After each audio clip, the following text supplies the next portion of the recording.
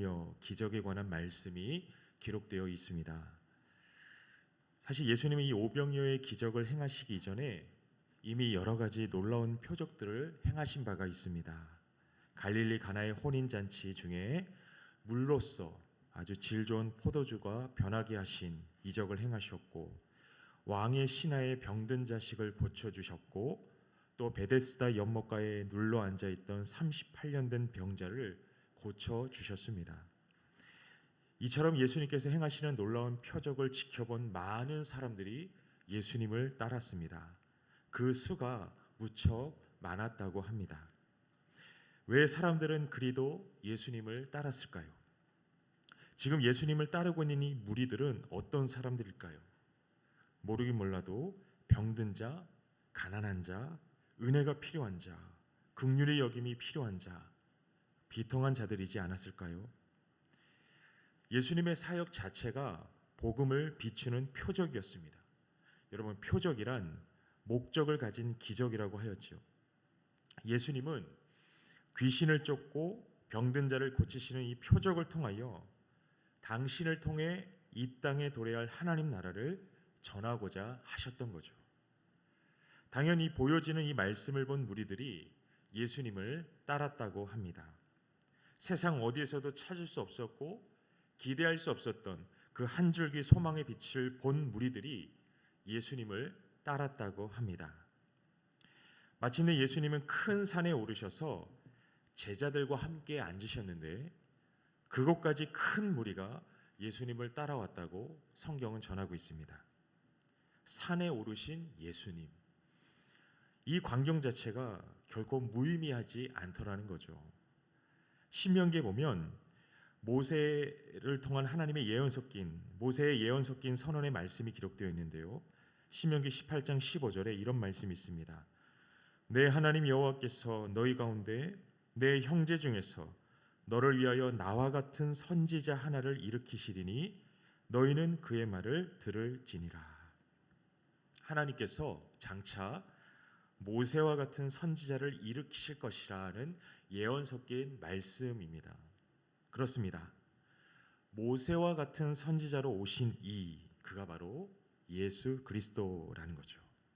산 위에 오르신 예수, 이는 마치 시내산에 올라 하나님과 이스라엘 백성 사이를 중재하였던 그 선지자 모세를 떠올리게 합니다. 결국 이러한 모든 장면들은 영적 애굽의 정황 속에서 살아가고 있는 가련한 자들을 위한 제2의 출애굽, 유월절 어린 양이신 그리스도로 말미암는 구원을 비추는 장면임을 우리가 짐작할 수 있습니다.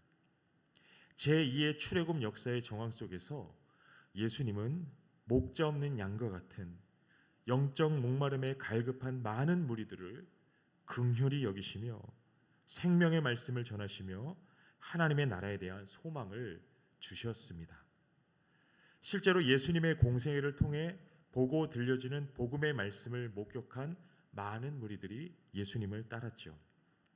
그들은 마치 목자 없는 양과 같아서 하나같이 고단하고 곤비한 인생들이었습니다. 여러분, 팔레스타인의 광야에 독특한 광경을 목격할 수 있다고 합니다. 그 광경이란 바로 돌을 씹고 있는 양의 모습입니다. 목자 없는 양과 같은 인생의 모습이 이러하다는 거죠. 선한 목자, 양들을 위하여 기꺼이 양의 문이 되시고 자기의 생명을 걸고 사나운 짐승들로부터 자기의 양을 지키고 보호하는 목자가 없는 양들의 형편이 광야에서 유리하며 돌을 씹는 양과 같다는 것입니다. 지금 예수님을 쫓는 무리들이 하나같이 이와 같습니다. 그들의 육체는 지쳐 있습니다. 상해 있습니다. 이것이 인생이 처해 있는 영적인 형편입니다. 죄로 인해 하나님과 끊어져 버린 모든 인생의 형편이라는 거죠. 죄로 인해 하나님을 상실해 버린 모든 인생의 실정입니다. 하나님을 상실해 버린다는 건 결국 그 자신도 상실해 버리는 것입니다. 애초에 인간은 하나님의 형상으로 창조되었습니다. 이 말을 달리하면 인간은 하나님의 형상일 때 가장 완전하다라는 것이죠. 그런데 스스로 하나님을 불신하여 범죄함으로 말미암아 하나님의 형상을 완전히 잃어버렸다는 겁니다. 그렇게 하나님을 잃어버림으로써 사실은 그 자신까지도 잃어버리고 만 것입니다. 이것을 인간성의 상실이라는 말로 표현할 수 있을 겁니다. 인간성이 상실된 곳에 어떤 일이 일어납니까? 온갖 끔찍한 죄의 행위들이 나타납니다. 살인과 증오, 허영이 넘쳐나죠. 이렇듯 하나님의 부재, 그러한 상태 자체가 혼돈이고 공허이고 고통입니다. 사랑의 부재, 진리의 부재, 그러한 상태 자체가 고통이라는 것이죠. 지금 예수님을 따르는 무리들이 이와 같습니다. 지금 예수님을 따르는 무리들은 당장에 죄로 죽은 세상의 실정을 보여주는 간음자입니다. 목자 없는 양처럼 유리하며 메마른 광야에서 돌을 씹는 기진한 양과 같은 인생의 그 고통을 보여준다는 것이죠. 그렇다면 예수님이 이들을 위해 무엇을 해 주실 수 있을까요? 아니, 지금 이들은 예수님께 무엇을 간구하고 있을까요? 무엇을 구하고 있습니까? 무엇을 기대하고 이렇게 수많은 무리들이 예수님을 따라왔을까요? 지금 많은 무리들이 이 예수님의 말씀을 듣고자 모여들었지만 그들은 하나같이 주림으로 기진한 상태였습니다. 지금 예수님은 기진한 인생의 처절한 실존을 마주하셔야만 했던 것이죠. 그렇다면 예수님은 고민하셨을 겁니다. 이들에게 무엇을 줘야 할까? 예수님은 당장 이들에게 먹을 양식이 필요함을 단번에 아셨겠죠. 더욱이 그것이 시급하다는 사실을 예수님은 인지하셨습니다. 그래서 예수님은 제자 중에 빌립에게 요청하죠. 우리가 어디서 떡을 사서 이 사람들을 먹이겠느냐? 빌립을 향한 예수님의 요청, 사실은 이것 자체가 우리 인생에게 던져지고 있는 질문이라는 겁니다. 인생의 기진함을 채워줄 그 양식을 우리가 어디서 구할 수 있을까? 우리는 예수님의 이 물음을 통하여 아주 중요한 사실을 엿보게 됩니다. 예수님이 뭐라고 물으셨습니까? 어디서 떡을 사서 이 사람들을 먹이겠느냐? 어디서 떡을 살 수 있겠느냐? 라고 물으셨죠. 무슨 말씀이냐면 줄이고 목마른 많은 무리를 먹이기 위해서는 떡이 필요한데 그 떡은 사야 하는 것입니다. 누가 거저주지 않는다는 거죠. 대가를 지불해서 사야 합니다. 예수님은 이걸 묻고 계시는 거죠. 그러자 빌립이 대답합니다. 각 사람으로 조금씩 받게 할지라도 200데나리온의 떡이 부족합니다. 빌립이 지극히 합리적이고 현실적인 대답을 내놓고 있죠. 여러분, 200데나리온은 엄청난 액수입니다. 당대 한 데나리온이 노동자의 하루 품삯과도 같았기 때문에 큰 금액이죠. 빌립의 판단은 지극히 합당했습니다. 실제로 예수님께 모여든 많은 기진한 무리들을 먹이기 위해서는 그나마도 최소한도로 200데나리온의 돈을 지불하여야만 조금씩이라도 나눌 수 있는 양식을 살 수 있었던 것이죠. 여러분, 이것입니다. 본문은 예수님께서 빌립을 시험하기 위해 그렇게 물으셨다라고 분명하게 밝힙니다. 여기서 시험한다라는 것은 단지 이 빌립을 곤란하게 하기 위한 것이 아니었습니다. 빌립을 향한 이 시험을 통하여 전하고자 하시는 너무 중요한 메시지가 있으셨던 거죠. 그것이 무엇일까? 여러분, 인생이 처해 있는 그 기진함은 어떤 대가로도 채워질 수 없는 것이라는 사실입니다. 죄로 인해 하나님을 상실해버리고 이로써 그 자신을 상실해버린 세상은 어떤 값을 치르더라도 능히 채울 수 없는 그러한 영적 공허의 상태에 떨어지고 말았다는 거죠. 빌립의 지극히 현실적인 대답, 각 사람으로 조금씩 받게 할지라도 200데나리온의 떡이 부족합니다. 이 대답은 일종의 진단입니다. 진단. 지금 예수님께 모여든 이 무리들, 세상의 축소판과도 같은 이 무리들에게 사실상 대안이 없다는 거죠. 성경은 이것에 관하여서 절망이라고 표현합니다. 절망입니다. 인생의 허기, 인생의 공허를 채울 수 있는 떡을 살 수 있는 도리가 없는 상태, 그게 절망입니다. 방도가 없습니다. 그때 마침 예수님의 제자 중 베드로와 안드레가 한 아이의 작은 도시락의 존재를 예수님께 알려드리죠. 그 작은 도시락 안에는 물고기 2마리와 떡 5덩이가 있었다고 합니다. 그렇더라도 이 작은 도시락이 누구를 만족시킬 수 있겠습니까? 그런데 여기서 놀라운 일이 벌어지죠. 예수님은 무리들을 앉게 하라고 청하십니다. 그런데 마침 그 무리들이 앉은 자리가 잔디가 많은 자리였다고 합니다. 사람들이 앉으니 그 수가 5,000명쯤 되었다고 합니다. 그리고 예수님은 떡을 가져 축사하신 후에 앉아있는 무리들에게 나눠주시고 심지어 물고기도 그렇게 사람들의 원대로 주셨다고 합니다. 즉 5,000명쯤 되는 이 많은 무리들이 너나 할 것 없이 모두가 충분히 배부를 만큼 떡과 물고기를 먹었다는 거죠. 여러분, 예수님의 축사로 많은 무리들이 배불리 먹었습니다. 여기서 축사하다라는 말은 감사하다라는 말입니다. 감사하다. 예수님께서 성부 하나님을 향하여 감사하시자 마치 하늘의 만나와 같은 양식이 이 기진한 무리들에게 허락된 것이죠. 이것입니다. 예수님의 축사는 기진한 인생을 바라보시며 그들을 긍휼히 여기시는 하나님의 그 심정을 간파한 기도였다는 거죠. 하나님의 심정을 간파하였기 때문에 예수님은 그 무리들에게 흡족한 만나를 내려주실 것을 확신할 수 있었고, 그래서 하나님을 향하여 감사하여 무리들로 넉넉히 먹게 할 수 있었던 것이죠. 이러한 장면들이 오늘 우리에게 전하고자 하는 메시지가 무엇일까요?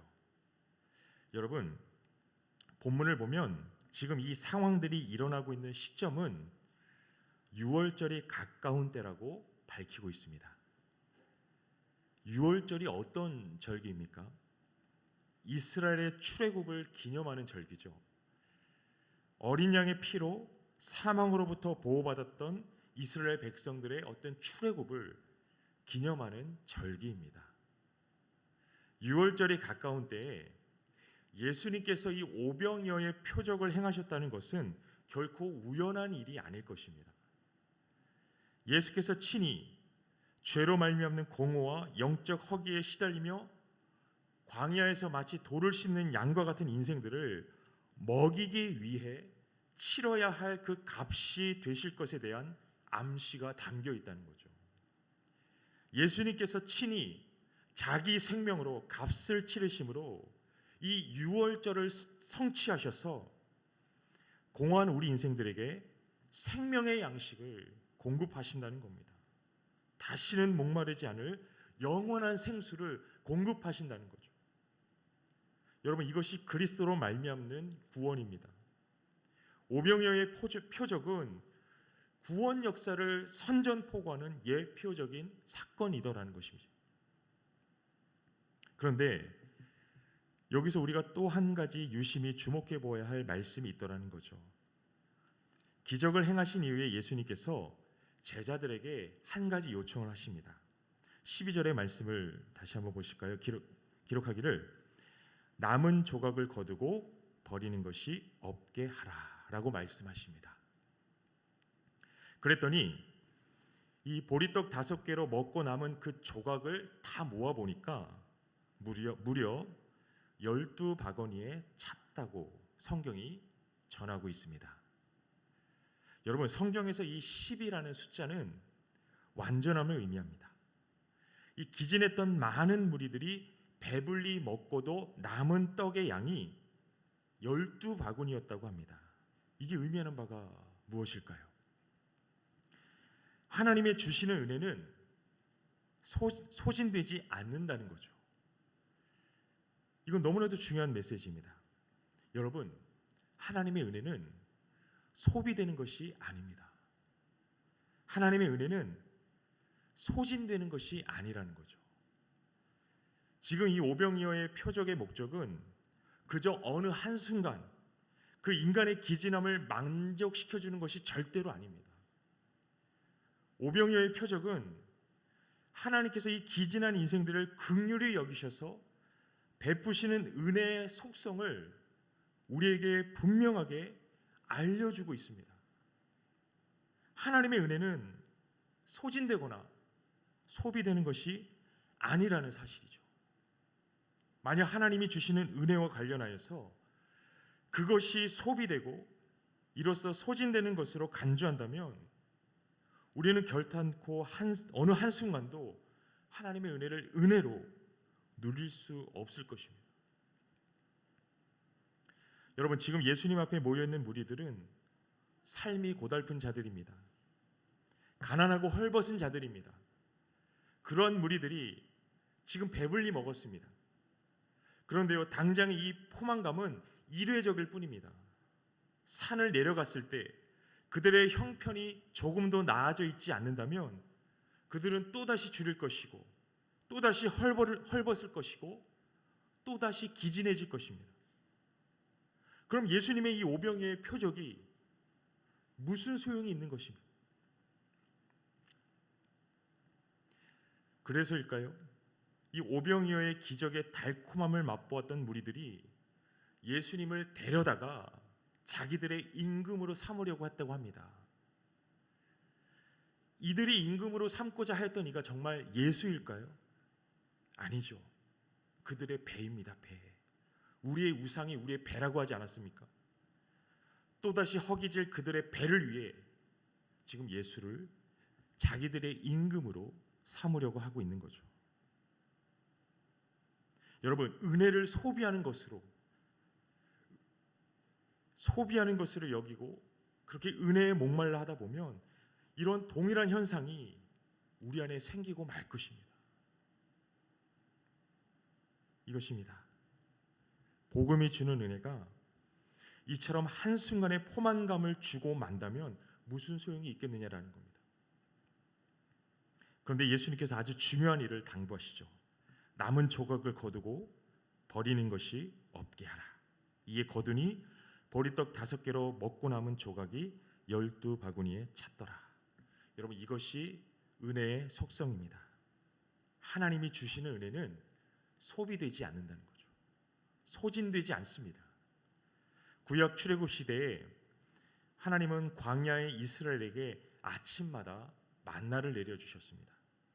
6째 날은 그 다음 날 먹을 양까지 거두도록 허용하셨죠. 이때 적게 거둔 자도 부족함이 없었고 많이 거둔 자도 남는 바가 없다라고 했습니다. 물론 누군가는 어리석게도 욕심을 내서 다음 날을 위하여 필요 이상으로 많이 거둔 사람들도 있었다고 하죠. 그러나 필요 이상의 만나는 썩어버렸다고 합니다. 여러분, 이것이 은혜입니다. 5,000명의 무리들이 넉넉히 먹고도 남은 떡덩이를 모아둔 이 12개의 바구니, 그것은 이 무리 가운데 함께 하시는 그 하나님의 은혜입니다. 남은 조각을 거두라는 말씀과 유사한 말씀이 구약에 나타나는데요. 출애굽기 16장 33절 말씀에 이런 말씀이 있습니다.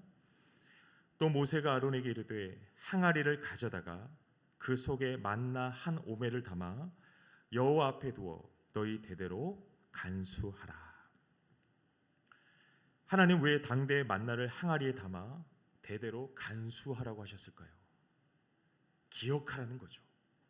이 만나의 하나님을 기억하라는 것입니다. 소비되지 않는, 소진되지 않는 은혜를 부어주실 그 하나님을 기억하고 소망하라는 것이죠. 항아리에 담겨 대대로 간수되었던 이 만나의 성취가 바로 예수 그리스도라는 것입니다. 제2의 영적 출애굽의 현장 속에서 예수님은 동일한 것을 당부하십니다. 남은 조각을 거두고 버리는 것이 없게 하라. 이 12개의 바구니는 결코 비지 않을 것입니다.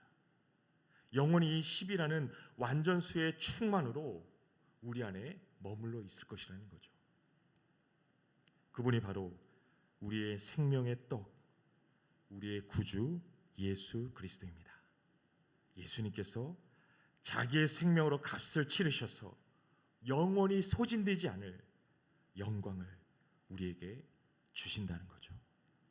그러니 은혜 받았다고 자랑할 것도 없고 은혜 받지 못했다고 낙심할 것도 없습니다. 우리 안에 예수가 있다면 그것 자체가 결코 소진되지 않는 완전한 은혜이기 때문이죠. 사랑하는 성도 여러분, 우리는 결코 다함이 없는 생명의 떡이신 예수를 가진 자임을 잊지 마시기를 바랍니다. 예수라는 부요를 누림 가운데 세상에 덧없는 것들의 마음을 빼앗기지 않고 한정되어 있는 것들에 염려하지 않으며 천국의 충만을 누리시기를 바랍니다. 세상 위에서 하나님의 길을 걸어가는 성도 여러분, 하나님 우리 아버지와 주 예수 그리스도로 쫓아 은혜와 평강이 있기를 간절히 소망합니다.